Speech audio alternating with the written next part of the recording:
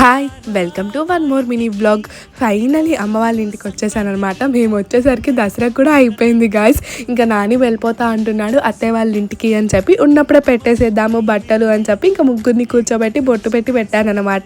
మా డాడీకి నేనేం బట్టలు తీసుకోలేదు, బికాస్ నేను తీసుకుంటే తను నచ్చదు కాబట్టి, తను తీసుకుంటేనే తనకి ఇష్టము. సో తనని తీసుకెళ్ళి ఇప్పిద్దాము అని చెప్పి నేనేం తీసుకోలేదు. ఇంకా మమ్మీ వాళ్ళకి పెట్టేశాము. నాకైతే ఎంత హ్యాపీగా అనిపించిందో. ఎవ్రీ ఇయర్ ఇలానే పెట్టాలి అని అనుకుంటున్నాను.